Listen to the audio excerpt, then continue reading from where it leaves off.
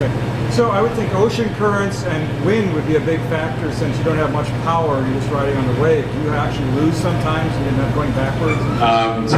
So the question was, ocean currents, do we lose? Because the currents can be fighting against us. Well, that's actually why we have the thruster. It turns out that ocean currents are rarely more than a knot or a knot and a half. When you're talking megatons of water, just a knot or so takes a tremendous amount of energy, mind-boggling amounts of energy. So our sort of wings alone normal cruising speed is around a knot and a half. With a knot and a half, we can go to sort of 80% of it anywhere in the ocean without having to worry about currents. But isn't there trade wind too? Trade wind is so the winds actually affect us almost not at all, because the winds we're basically flat to the water. We have these masts that stick up. The place where wind affects us is that it creates wind waves, or sailors call it chop, wind chop, and we're actually relatively indifferent to the orientation of the waves to the vessel. There's some folks who have tried doing autonomous sailboats, and while they will go faster than us on a good day, on a bad day they go much slower. They have to tack, and they die horribly in high winds, and they really care about the orientation towards the wind. Our guys can pretty much go in straight lines anywhere you would like them to go. So if I zoom back, see his home is right here. He's normally just doing this box. Oh. And so it'll do a razor sharp line plus or minus a meter or so across the Pacific. Yeah. Well, I don't actually debug while snorkeling, but I have to watch the behavior of the rudder, the sub, and all that. So I'll set up some behavior, dive in, and then watch how the craft interacts. I do most of the navigation software, so it's you have to actually see it. We do all kinds of stuff with instrumentation, but it's amazing what a difference it makes to actually be in the water rather than just looking at accelerometer output. Okay, so the data rates you're talking about for Iridium are really low, and they're kind of within the realm of like good old-fashioned HF radio that we used before there were such things as satellites. And so I'm wondering why you guys aren't using HF. Is there some? Yeah. So the question is, why don't we use like HF radio, that sort of thing?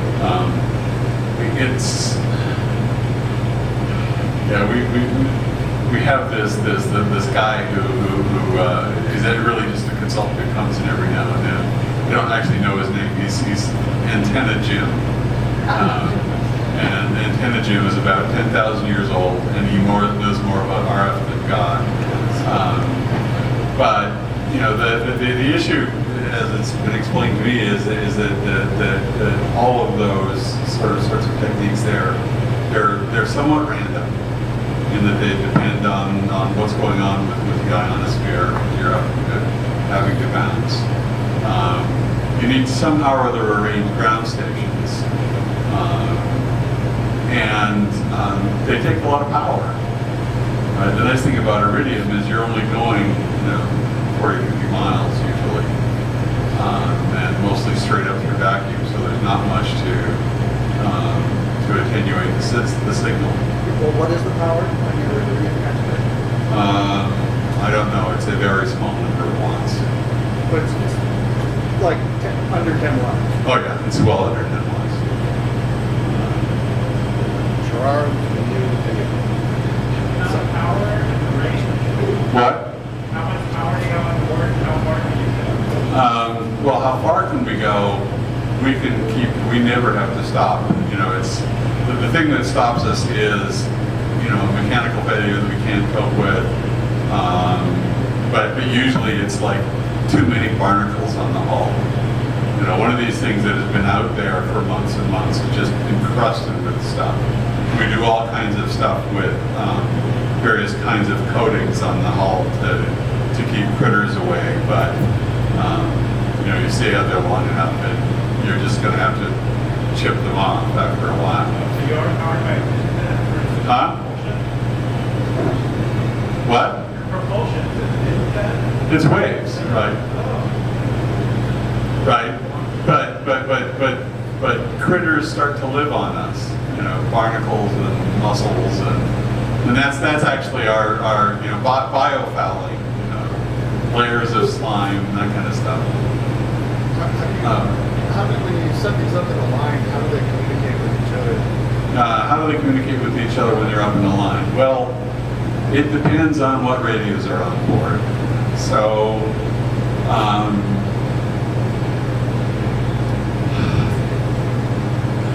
if you're within cell phone range or within Iridium, what we can do is ping pong through the shore side.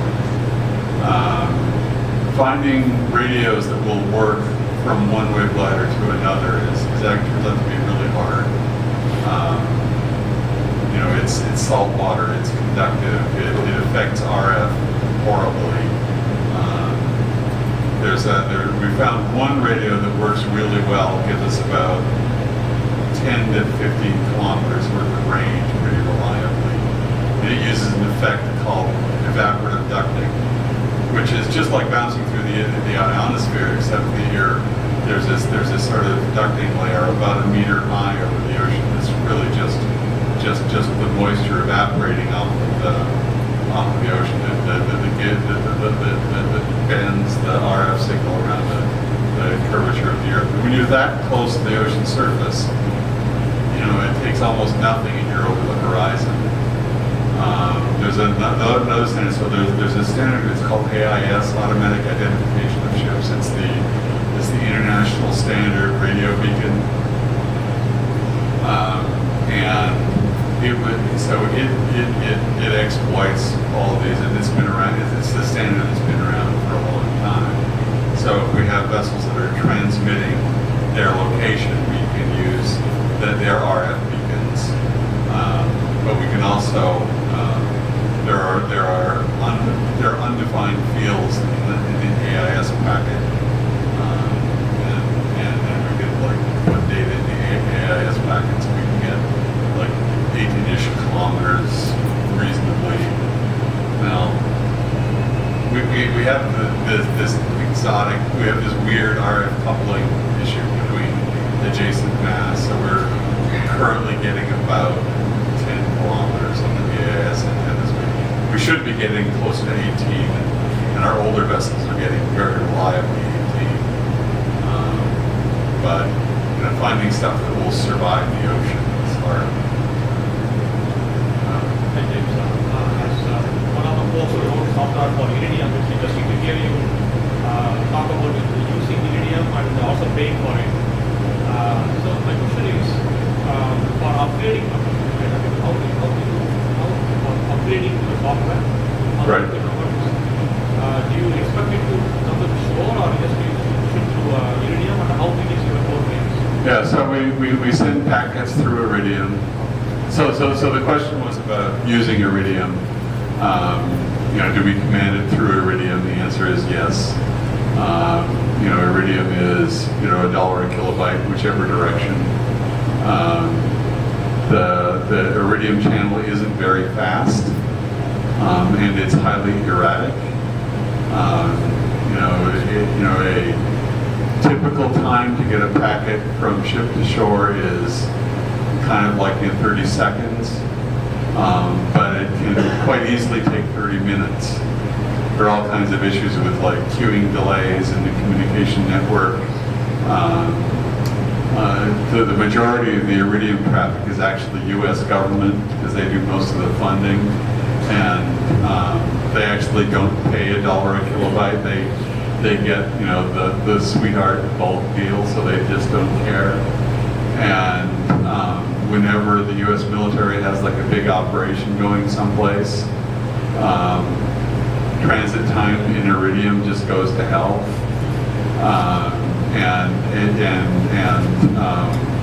One of my scary friends tells me that if you've got enough Iridium transmitters, which we have, and you map their delays, you can actually the routing algorithm in the Iridium satellites is fairly simplistic, and so you can tell where U.S. military operations are happening just by doing channel delay analysis. And it's like, yeah, I don't think I want to go there. So, your electrical power is solar generated? Yeah. Mechanical generated as well? Well, so we get thrust mechanically from the waves, and we get electricity from the solar panels. We've tried an ungodly number of approaches at getting electricity from wave action, and finding something that is both reliable and generates a useful amount of energy. We haven't found anything. We've tried all kinds of air braid schemes, but we've got 160 watts worth of solar panels on top, and that lasts us pretty well. Loud. Seems an obvious platform for that. You get into a military version of this. Yeah, well, we don't do a military version, but scary people do buy these.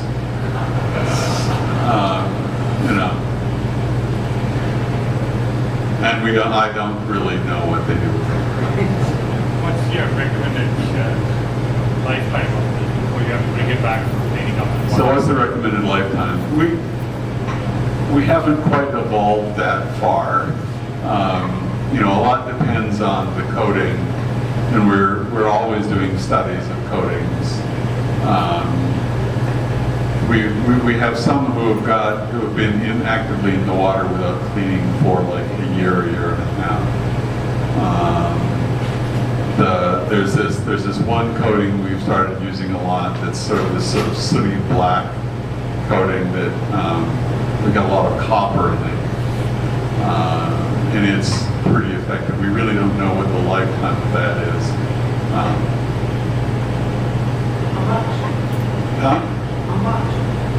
You mean list price?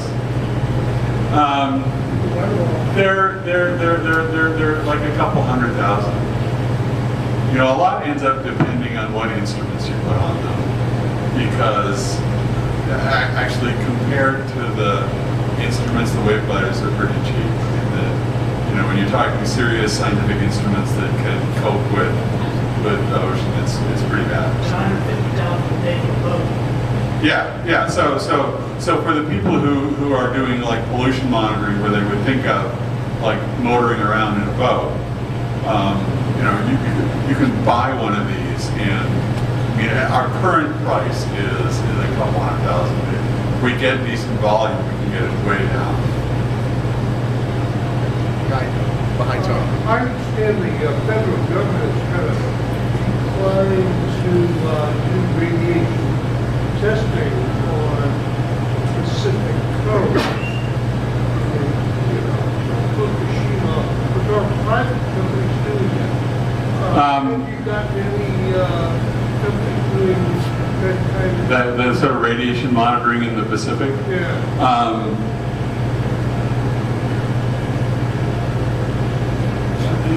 I don't think I can actually answer that question properly. Big scary guys.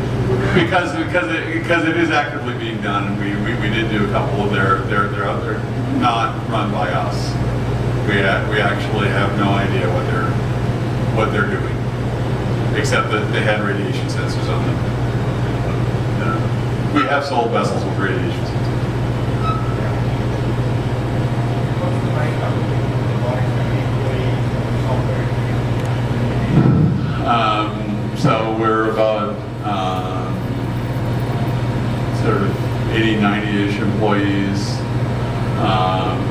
20 software engineers. Depends on who you count as a software engineer. So if you count people who have software engineering degrees, there are 4. If you count like electrical engineers doing software, there's probably another 8 or 10. And so we tend to do very different kind of tasks, right? The electrical engineers, you know, if their processor isn't really close to actually picking with the electrons, they get very nervous. And so we have, you know, with a team of 4 people to do all of the onboard software, all of the OS work, all of the cloud software, it's a little thin, but you get to work on a lot of stuff.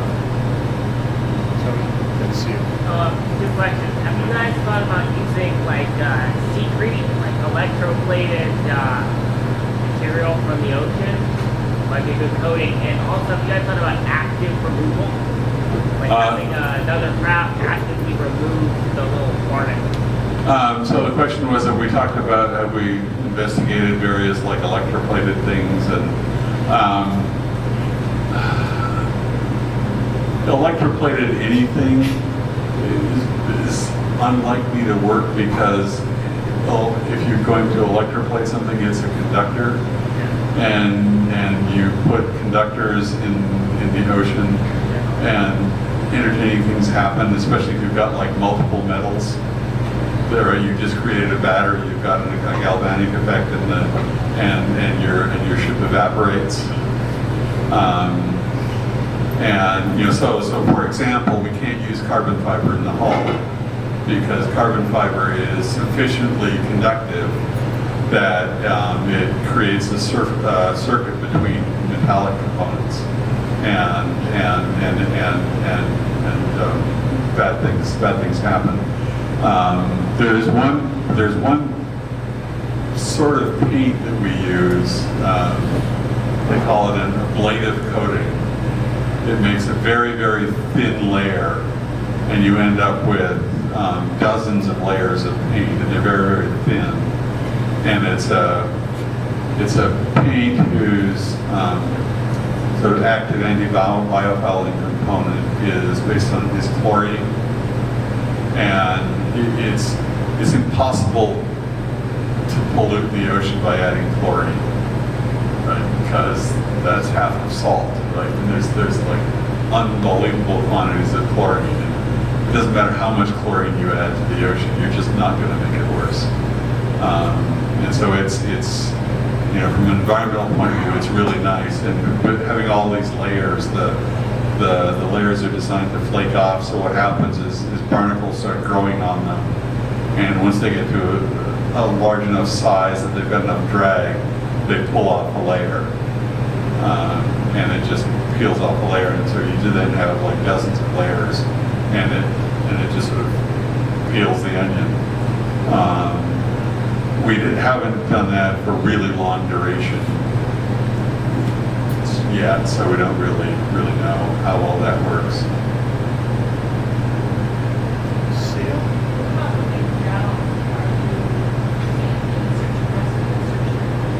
What about looking down? Well, so search and rescue kind of stuff. The ocean is a really big place, right? So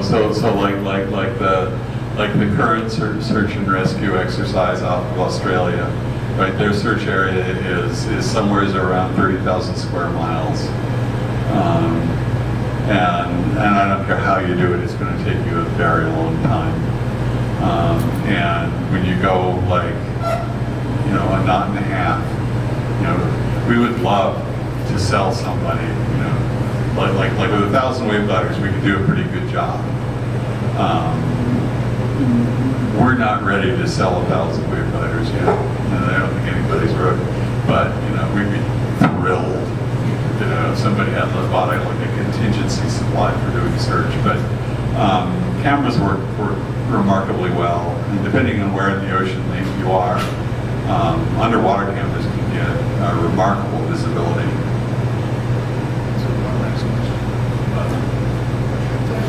One is, maybe raise something like this. What are the reloaded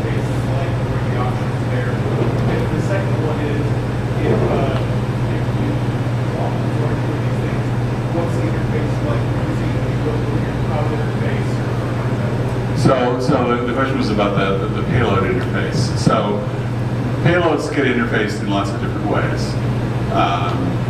You can write code that runs in the main processor, and actually a lot of payloads do that.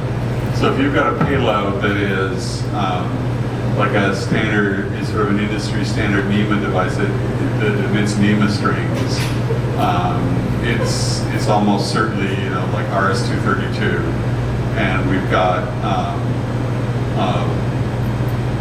we've actually got connectors that will do RS-232 serial that are wet mateable in salt water and will survive for a long time. The ability to do like an Ethernet jack in salt water is kind of spooky, but it works. So you can actually connect Ethernet to it. So some instruments are Ethernet, some are serial line. You can have a remote. You can have a CPU on the instrument that can talk back.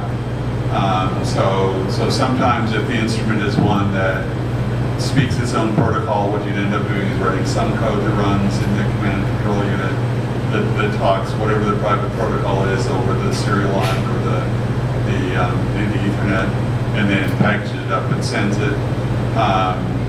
If you're writing, if you're designing your own experiment that runs in one of these dry boxes, it can be, we actually have people who literally take, a Dell PC and put it in a dry box.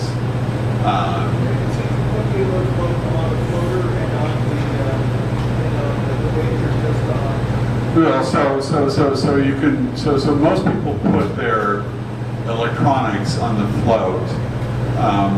We make a little module that's kind of looks like a torpedo that you sort of drag behind, and people put Linux boards in there.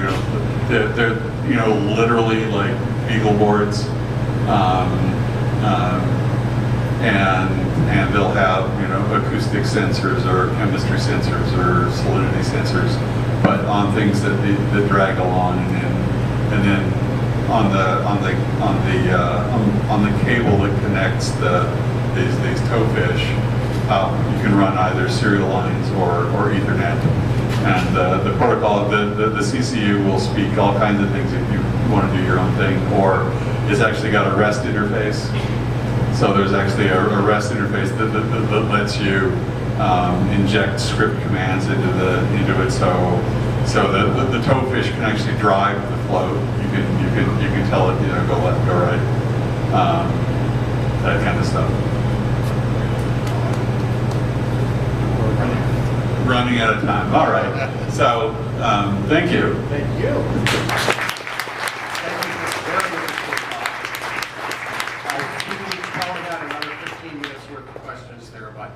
We have to sort of, so I'm sure James will be delighted to answer your questions one-on-one up here, so come on up if you have some more. He's happily heading home.